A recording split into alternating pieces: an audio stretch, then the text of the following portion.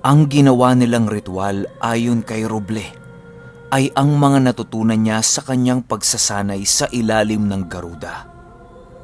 Habang ginagawa ni Roble ang ritual na yon, ay sinasabayan niya ito ng usal sa pamamagitan ng paghimig. Animoy pakanta ang ginagawang usal ni Roble habang sumusulat yon ng mga simbolo sa lupa. Si Nongjem naman noong mga oras na yon ay nagmamasid lamang sa ginagawa ni Roble. Habang gumagawa si Roble ng mga usal, ay siya namang pagramdam nito ng nilalang na nagsisilayuan sa kanilang kinaroroonan. Maging ang hanging merong salot ay lumalayo na din sa kung saan naroon sila Roble. Tama nga ang garuda, Nongjem. Napakamakapangyarihan ng simbolong ito. Wika ni Roble sa kanyang maestro. Ano ba ang ginuguhit mo, Roble? Tanong naman dito ni Nongjem. Ang simbolo ng pinakataas-taasan, maestro, ang siyang iginuguhit ko sa lugar na ito. Sa oras na makumpleto ko ang simbolong ito, ay wala ng puwang ang mga nilalang na merong bahid ng kasamaan sa lugar na ating kinatatayuan. Sagot naman ni Roble. Animoy si Nongjem noong mga oras na yon ay hindi na alam ang pinagsasasabi ng kanyang disipulo dahil sa unang beses niyang narinig at nakita ang kaganapang iyon. Maaring hindi ka pamilyar dito, Nongjem, dahil ang ginagawa ko ngayong mga oras na ito ay ang mga usal na ilang siglo nang nakalimutan. Dagdag pa ni Roble. Matapos ni Robleng makapagguhit ng simbolo sa lupa gamit ang kalis, ay siya namang pag-aliwalas ng buong lupain kung nasaan sila. Ang mga maranhig na nasa pangalawang bundok ng Tubahon ay nananatiling nakatingin sa kanila na merong bahid sa kanilang mga nanlilisik na mga mata.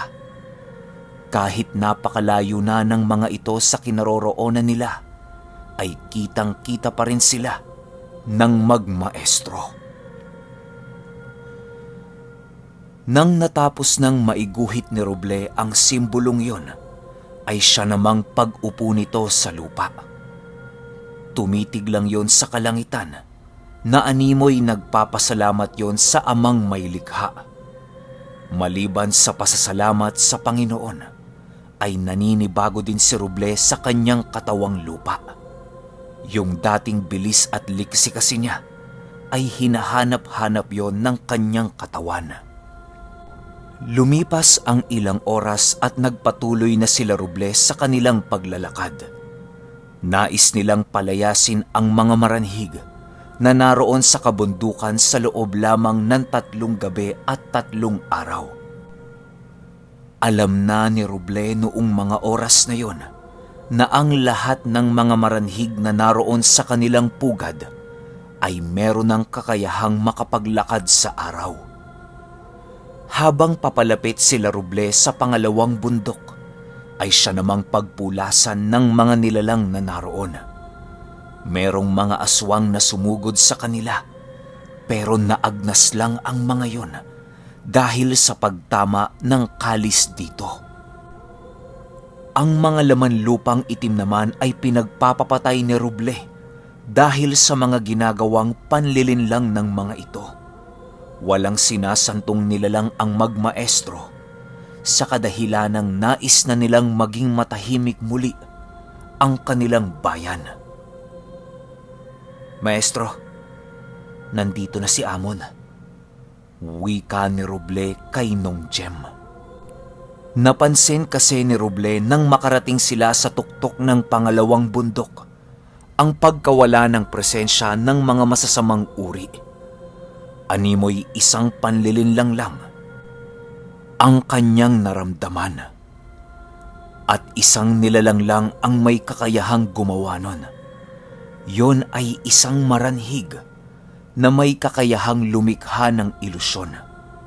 At yon ay walang iba kung hindi si Amon. Lumipas pa ang ilang minuto at napansin ni Roble ang paghihina ng kanyang maestro.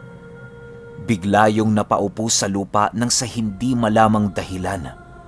Matapos yan ay agad namang lumapit dito si Roble. Pero paglapit niya kay Nong Jem ay biglang binalot siya ng kadiliman. Animoy isa siyang bulag noong mga oras na yon dahil sa wala na siyang nasisilayan. Wala nang maisip na paraan noon si Roble kung hindi ang tawagin ang espiritu ng kalis. Kahit binalaan na siya ng mga serpente na malaki ang kabayaran sa pagtawag ng kalis sa mundo ng mga buhay, ay wala na siyang pagpipilian. Pagtawag ni Roble sa kalis ay siya namang paglabas nito sa kanyang anino. Biglang naging espiritu ang anino ni Roble at kasabay nito ang pagtilapon ni Amon. Biglang nanumbalik ang paningin noon ni Roble at nakita niya ang kanyang maestro na pinapasan na ng mga maranhig. Pagkumpas ng kalis ni Roble ay siya namang pagsugod nito sa kinaroroonan ng mga maranhig na pumapasan kay Nong Jem. Ang lahat ng nadaanan ng kalis na yon ay animoy nahihigop ang kaluluwa ng mga ito dahil sa biglang pagkamatay ng mga maranhig sa oras na malapitan sila ng espiritu ng kalis. Nang papalapit na ang espiritong yon sa kinaroroonan ni Amon, ay siya namang mabilisang paghukay nito sa ilalim ng lupa upang tumakas. Akala mo makakatakas ka? Galit na sigaw dito ni Roble. Habang nagsasalita si Roble noong mga oras na yon, ay siya namang pagbaga ng mga mata niya. Dahan-dahan niyang inilagay sa kanyang kamay ang kabibing ibinigay sa kanya ni Ragot. Matapos yan ay sinugatan niya ang kanyang kamay na siyang naging sanhi upang madaluyan ng dugo ang kabibing hawak niya. Pagpatak ng dugong dumaloy sa kabibe ay siya namang pagiging likidong apoy nito. Sumuot yon sa lupa na animoy meron itong sariling buhay. Pasensyahan tayo, Amon. Huwag mo sanang mamaliitin ang mutya ng bulkang ibinigay sa akin! Wika dito ni Roble.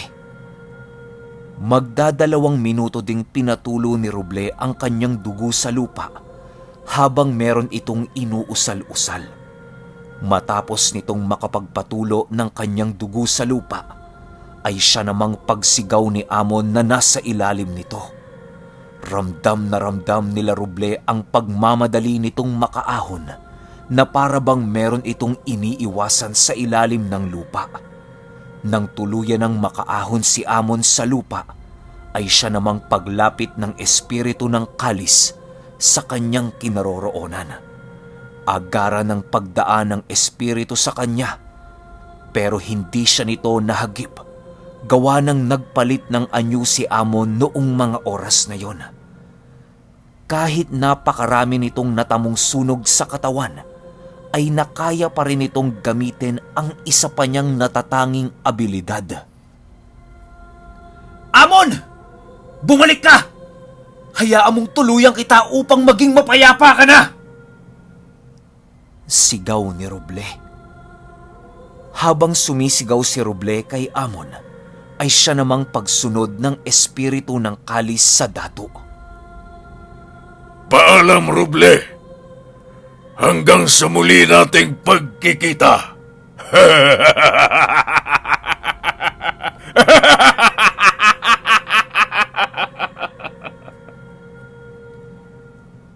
Sagot naman ni Amon kay Roble nang marating nito ang bangin ng bundok. Walang sabi-sabi ay agara naman itong tumalon sa napakataas na banging kinaroroonan niya. Pagtalo ni Amon sa bangin ay hinayaan na lamang ito ni Roble gawa ng mas maraming masasayang na oras kung susubukan niyang habulin ang datong mapanlinlang. Matapos ang mga pangyayaring yon, ay agad namang tumungo si Roble sa kinaroroonan ni Nong Jem. Nadatnan niya si Nong Jem na merong nadakip na isang maranhig. Roble, ano ang gagawin natin dito? Tanong ni Nong Jem paglapit ni Roble. Tulungan na lang ho natin niyang makalaya, maestro. Wala namang silbihan dito sa mundo dahil sa matagal nang pumanaw ang mga yan. Sagot naman ni Roble. Nang marinig ito ni Nong Jem, ay agad naman niyang pinuluputan ng buntot paging hawak niya ang leeg ng maranhig na yon. Kisap mata lang ang pagitan nang naging mga uod ang maranhig na nadakip ni Nong Jem. Habang gumagapang ang napakaraming uod sa mga paa ni Nong Jem, ay kasabay naman ito ang pagbuhos niya ng tubig na punong-puno ng dasal. Maging matahimik na sana ang iyong kaluluwa. Bulong ni Nong Jem habang tinitingnan ang naglalahong mga uod. Nang napansin ng magmaestrong wala ng kalaban sa paligid, ay napagdesisyonan nilang tumungo na sa paanan ng bundok na kanilang kinaroroonan upang magpahinga. Magbabandang 4:00 na kasi ng mga oras na yon, kaya matinding pagod at puyat na ang kanilang naramdaman. Pagdating nila sa paanan ng bundok, ay agad naman silang naghanap ng lugar na maaari nilang pagpahingahan. Ilang minutong paghahanap, ay nadapo sila Roble sa isang lugar na merong 2 tipak ng batong nagsandigan. Sa gitna ng mga batong yon, ay merong isang butas na maaaring pagpahingahan ng magmaestro. Bale, pinauna na muna ni Roble si Nong Jem na makatulog, gawa ng meron na itong katandaan. Siya naman noong mga oras na yon ay nagbabantay upang maiwasan ang mga sorpresang pag-atake ng mga maranhig. Habang si Roble ay nakaupo, biglang merong isang lalaking lumapit sa kanya. Hindi yon gaanong nakakalapit kay Roble sa kadahilan ng merong ginawang harang si Roble sa kanilang lugar na ginawa nilang pahingahan. Magandang umaga sa iyo, Roble. Merong nakapagsabi sa aking hinahanap mo ko upang patayin. Huwag kang mag-aksaya ng lakas, Roble, dahil hindi mo ko kakayanin. Sabi ko naman sa iyo noon pa, nakita ko na ang iyong hinaharap. Ang tadhanang para sa iyo ay kailan may hinding-hindi mo matatakasan. Kahit anong pagpupumiglas ang gawin mo, Roble, at pagtakas, ay darating at darating ka sa puntong ikalulubog mo. At sa paglubog mong yon, sisiguraduhin kong hindi ka na makakaahon.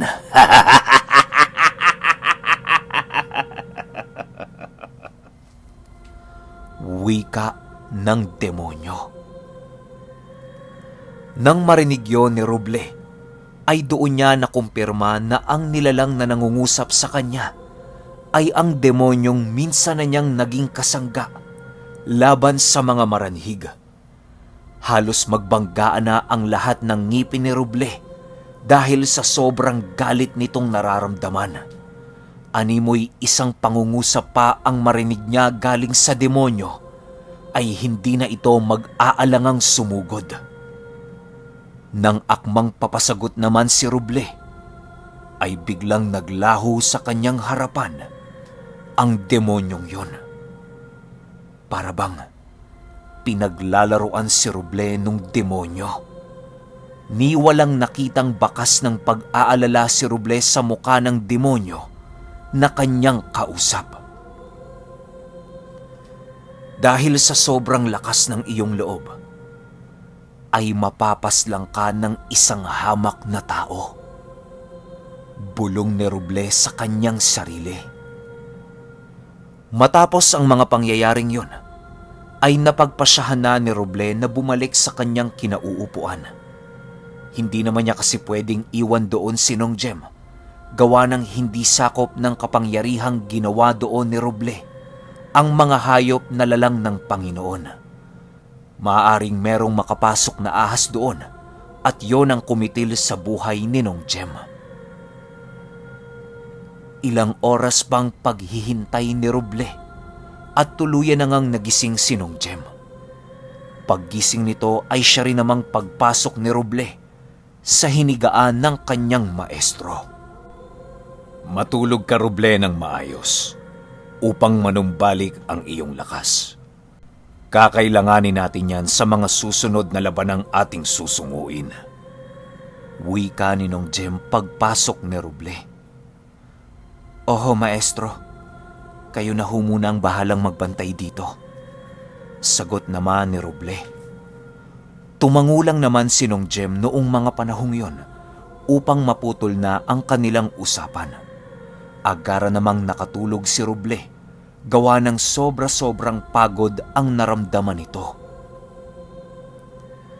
Roble, kaya mo pa ba? Tanong ni Mina sa isipan ni Roble. Nang marinig ito ni Roble, ay agad naman siyang napamulat dahil sa gulat. Pagsipat niya sa kanyang kinaroroonan, ay laking gulat na lamang niya nang madapo ulit siya sa tahanan nila Mina. Pasensya ka na, Roble, at dinala namin ang wisyo mo sa aming tahanan. Huwag kang mag-alala dahil makakabawi ng husto ang katawang lupa mo. Dagdag pa ni Mina. Bakit, Mina? May problema ba? Tanong naman dito ni Roble. Wala naman, Roble. Nais ka lang naming kausapin patungkol sa mga maranhig na iyong kaharap. Huwag kang magpapalinlang, Roble. Alisin mo ang lahat ng sinabi sa iyo ng Diablo noong kasama mo pa ito. Maaring parte din yon ng mga panlilinlang ng demonyo na maaari mong ikapahamak. Singit naman ni Ragot.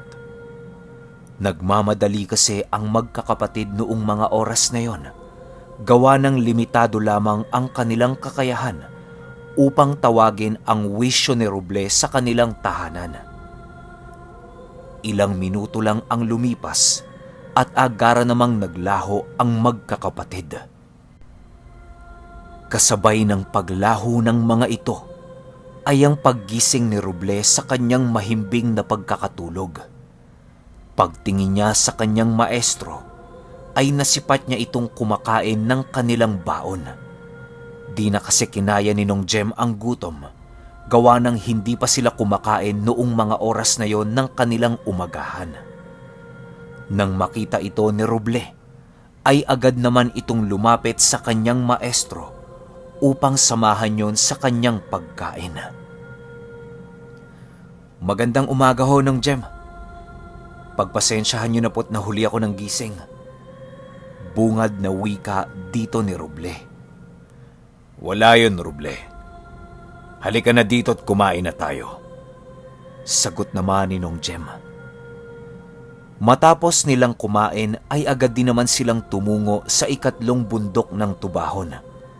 Medyo malapit-lapit na sila sa pugad ng mga maranhig, kaya ramdam na nila ang bigat ng presensya ng demonyo. Wala namang nangyaring kakaiba sa ikatlong bundok. Sa paglalakad nila Roble sa bundok ng Tubahon, ay pansin nila ang mga patay na punong naroon. Alam nila Roble na kagagawan yon ng mga maranhig, sa kadahilanang merong mga kalmot ng kuko ang makikita sa bawat katawan ng patay na puno. Maliban pa dyan ay pansin din nila Roble ang mga maranhig na nagmamasid sa kanila na para bang tinitiktikan ang kanilang mga ginagawa. Di naman yon makalapit kila Roble, kaya ipinagsawalang bahala na lamang nila ito. Nang marating na nila ang paanan ng bundok ng kanilang inakyat, ay doon bumungad sa kanila ang isang kagubatang napakadilim na halos hindi mapasukan ng liwanag ng araw. Animoy gabi sa lugar na yon kung iyong sisipatin. Hay nako, mapapalaban na naman tayo, maestro. Wika ni Roble habang naglalakad. Hindi na siya kinibo ni Nong Jem noong mga oras na yon. Gawa ng nagkakarga ito ng puder at bakod sa kanyang katawan. Nagpapakain din ito ng dasal para sa kanyang agimat at sa kanyang mutyang taglay. Pagpasok nila sa gubat na yon, ay doon bumungad sa kanila ang 2 kubong umaalingasawang amoy. Bulok na ang amoy ng mga kubong yon ayon kay Roble. Sinong nandyan? Aswang? Mambabarang? Lumabas na kayo! Sigaw dito ni Roble. Kahit anong sigaw ang gawin ni Roble noong mga oras na yon, ay hindi siya dinidinig ng mga nilalang na naroon. Ayaw niyong lumabas Dagdag pa ni Roble. Matapos nitong makapagwika, ay agad naman itong tinungo ang kubong kanilang nakita.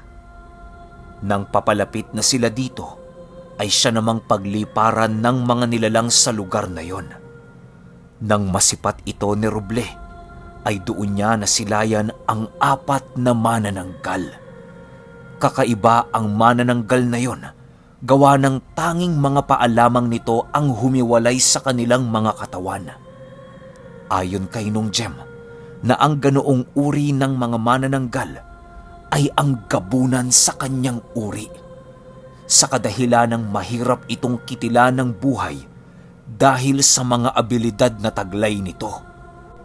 Napakahirap ding mahuli at masugatan ng mga ganoong uri ng nilalang, gawa ng maliliksi ang mga ito at naglalaho sa karimlan. Maligayang pagdating sa aming lugar! Masaya kami at magkakaroon na naman kami ng mumunting salo-salo! Wika ng isang gabunang manananggal habang ito ay nasa ere. Si Roble naman noong mga oras na yon ay nananatiling nakatitig lamang sa mga nilalang. Ang titig ni Roble nun ay merong halong galit sa mga ito.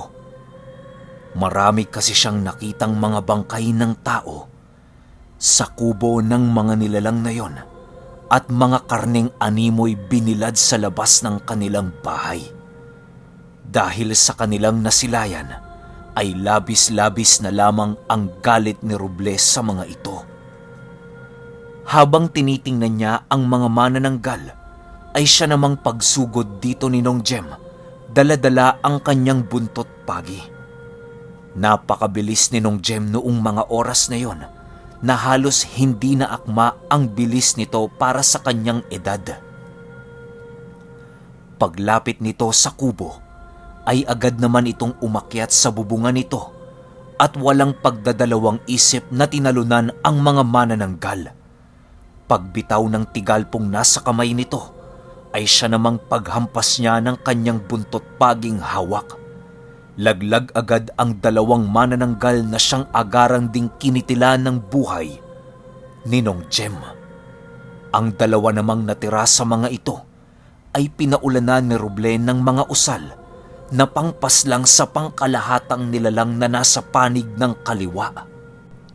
Animoy ang binitawan na usal ni Roble noong mga panahong yon ay isang palasong na buo sa pamamagitan ng kanyang panalangin. Matapos ang mga pangyayaring yon, ay agad namang sinunog nila Nong Jem ang mga kubo ng manananggal. Pinagtatapyas din ni Roble ang mga sanga ng punong naroon upang hayaang pasukin ang lugar ng liwanag ng araw. Okay, siya. Sunod kagad natin yung 33. Salamat.